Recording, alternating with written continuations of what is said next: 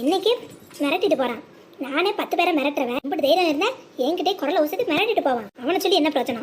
நான் கட்டிக்கிட்டு வந்தேனே அந்த மனுஷனை சொல்லணும். 10 லட்சம் ரூபா இப்படி ஏமாந்துட்டு வந்து நிக்கிறாரு. சே, இப்ப என்னத்த பண்றதுன்னு ஒண்ணும் புரிய மாட்டேங்குதே. ஆஹா, கடுப்புல இருக்கா. கரெக்டா பேசிடுடா கோபாலு. நிம்மியே மரியாதை எந்திரிச்சு போயிடு. என்ன பண்ணுவேன்னு எனக்கே தெரியாது. ஏண்டி நீயும் என்ன மத்தவங்க மாதிரி பேசினா என்ன பண்ணுவேன்னு சொல்லு. யோ, இம்புட்டு நாள் இந்த நிம்மி உனக்கு கணக்கு தெரியல, இன்னைக்குதான் வந்து நிம்மி நிம்மியோ? ஏண்டி இப்படி சொல்ற? நானே எம்புட்டு பிரச்சனை என்ன தெரியலன்னு தெரியுதா உனக்கு? அதனால தான் உங்ககிட்ட சிரிச்சு பேச முடியல. வெளியில இருக்க கடுப்பை உங்ககிட்ட தானே காட்ட முடியும். இப்ப என்னடி பண்றது? என்ன பண்றதுன்னு வந்து என்ன கேட்டா நான் என்ன பண்ண முடியும்? உன்னால என்ன பண்ண முடியுமோ பண்ணு. இல்லையா அந்த வட்டி வண்டு முருகன்கிட்ட அடிபட்டு சாவு. இனிமே நான்லாம் குறுக்க வந்தேன்னா நீ என்னன்னு கேளு. போனா போகுதுன்னு விஷயம் தெரியாம உள்ள வந்துட்டேன். இப்பதான் விஷயம் எல்லாம் தெரிஞ்சு போச்சுல்ல. இனிமே எனக்கும் இதுக்கும் எந்த சம்மந்தமும் இல்லை. என்ன ஆளை விட்டுடு. நிம்மி, என்ன நிம்மி இப்படி சொல்லிட்ட?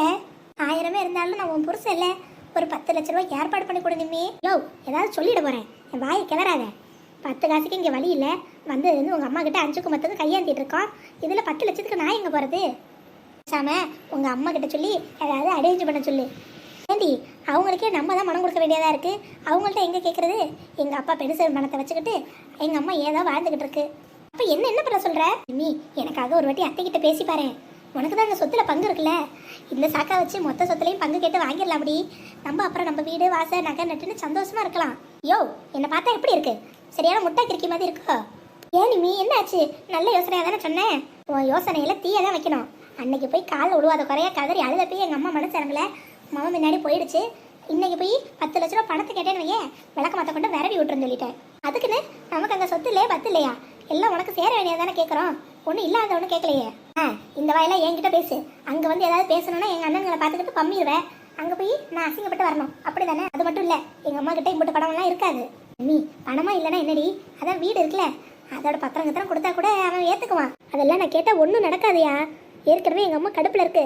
இப்போ பணம் காசுன்னு போய் நின்னோம். இதுக்கு தான் முந்தாயத்தை வந்தியான்னு நம்மளை அசிங்கப்படுத்தி அமுச்சு விட்ருவோம். சரி, அப்போ விடு. அப்போ அந்த வட்டி வண்டு முருகன் கையால் தான் நான் வெட்டுப்பட்டு சாவணுன்றதை யாரால மாற்ற முடியும்? போங்க எல்லாரும் போங்க. நான் கேடு கிட்ட போனா உங்களுக்கு என்ன? அப்புறம் இப்படி ஒரு புருஷன் இல்லாம நீ என்ன பண்ணுவேன்னு நினைக்கிறப்பதான் எனக்கு மனசு கஷ்டமா இருக்கு. நிம்மி, போதும், இந்த நடிப்பெல்லாம் முதல்ல நிறுத்து. நானும் அந்த வீட்டில் சேர்றதுக்கு ஏதாவது வழி இருக்கான்னு யோசிச்சுட்டு தான் இருக்கேன். ஏதாவது யோசிச்சு ஏதாவது செய்யறேன். அது வரைக்கும் இந்த நீலி கண்ணீர் வடிக்கிற மாதிரி நடிக்கிறதெல்லாம் என்கிட்ட வேணாம். இதெல்லாம் உங்க அம்மாவோட நிறுத்திக்க. என்ன ஏமாத்தலான்னு நினைக்காத. பொசுக்கு நம்ம நடிக்கிறத கண்டுபிடிச்சிட்டாலே. 1000 இருந்தாலும் நம்ம பொண்டாட்டியாச்சே. நடிப்புல அவளை விட நம்ம மிஞ்சிருவோம், நம்மளை விட அவன் மிஞ்சிருவான்.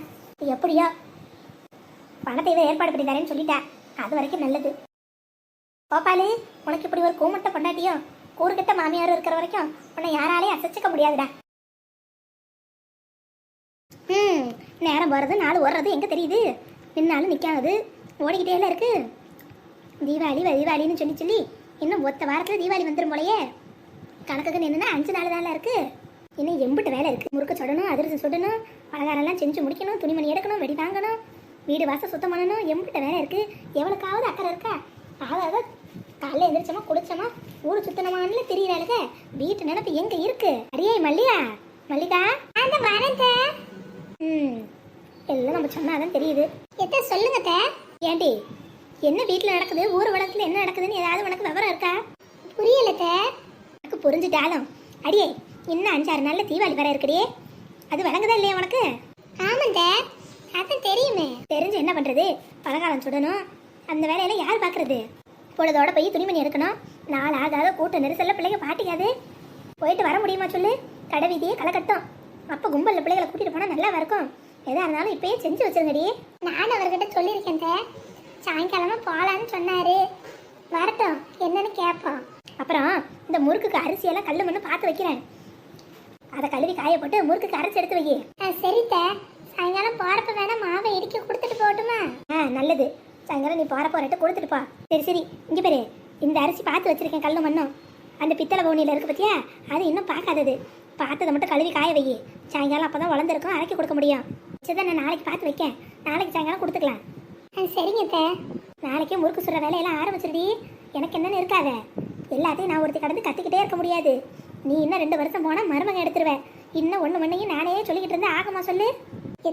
நானே அரிசி புடச்சிக்கலாம், உங்களுக்கு எதுக்கு சிரமம்? ஏற்கனவே குறுக்கு வலிக்குதுன்னு சொல்லிட்டு இருந்தீங்கன்னு நினைச்சேன். அதனாலதான் ஒன்றும் சொல்லலை. ஒரே நாளில் நல்லா செஞ்சிருவேன். இருக்கட்டும், ஆளுக்கு ஒரு வேலையாக செஞ்சாதான் பண்டிகை காலம் நல்லா இருக்கும். இந்த அரிசியை கொண்டு போய் பவனியில் கொட்டிட்டு ஆக வேண்டிய வேலையை பாரு. என்ன ஏதோ காரசாரமா பேச்சுவார்த்தை நடக்கிற மாதிரி இருக்கு. வாயமூர்த்தி, அதெல்லாம் ஒன்றும் இல்லை. பண்டிகை வருதுல்ல, அதுக்கு தான் முறுக்கு அதிர்ச்சமெல்லாம் எப்படி செய்யலாம் எப்படி செய்யலாம்னு பேசிக்கிட்டு இருக்கோம். எதுக்குமா எல்லாத்தையும் இழுத்து போட்டுக்கிட்டு கடையில வேணா நான் ஆர்டர் பண்ணி வாங்கி கொடுத்துட்றேன். சும்மா கடடா மூர்த்தி. என்ன அந்த காலம் மாதிரி 10 படி போட்டு உன் முன்னாடி முறுக்கா சுட போற?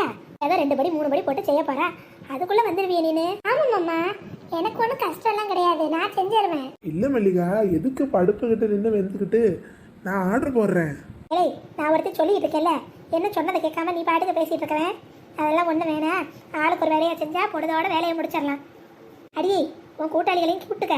ஆளுக்கு ஒன்றா சேர்ந்து செஞ்சு எல்லாம் பிரித்து எடுத்துக்கங்க. சரிங்க அத்தை. ஏன்னா நீ ஒத்தாலாம் புரிஞ்சு எடுத்துங்கன்னா வேலை நடக்காது. முன்ன மாதிரி இருந்தால் நானாவது உனக்கு கூட மாட இருந்து ஒத்தாரத்தை பண்ணுவேன். இப்போ வேற இந்த குறுக்கு வழி போட்டு என்ன கும்முன்னு கும்முது. இப்போ வந்து என்னால் உட்கார முடியாது. அதனால் அந்த உமாலையும் வளர்ந்த மண்டை ஒன்று, அந்த வனசக்தி எல்லாத்தையும் கூப்பிட்டுக்க. எல்லாம் சேர்ந்து செஞ்சுட்டு ஆளுக்கு கொஞ்சமாக பிரித்து எடுத்துக்கோங்க. சரிங்க அத்தை. ஏற்கனவே நெடுவாளி கேட்டுக்கிட்டு தான் இருந்தா, எக்கா எப்போ முறுக்கு சுட போகிறோம் முறுக்கு சுட போகிறோன்னு அவகிட்ட சொன்னால் வந்துடுவா. அப்புறம் என்ன, 4 பொம்பளைங்க சேர்ந்தா கடை கடன் ஒரே நல்ல சுட்டு தள்ளிடலாம். சீக்கிரமாக செஞ்சு முடிங்க. ஏன்னா வானம் வேற ஒரு மார்க்கமாக இருக்குது. எப்போ மழை பெய்யணும் தெரியாது. பிறகுல தானே செய்யணும். கேஸ் எல்லாம் வச்சு உக்காந்தோம்னு வையேன், சுட்டு மாலாதுடி. ஒரு கேஸ் ஒரு நாளில் தீர்ந்து போயிடும். மரியாதையாக நாளைக்கு பொழுதோட போய் விறகெல்லாம் வெட்டிட்டு வந்துரு. மற்றவர்களையும் கூட்டிட்டு போ. சரிங்க அத்தை. போ போய் குடிக்க கொஞ்சம் காப்பி தண்ணி வச்சு மூர்த்திக்கு கொண்டு வந்து கொடு. சரிங்க அத்தை.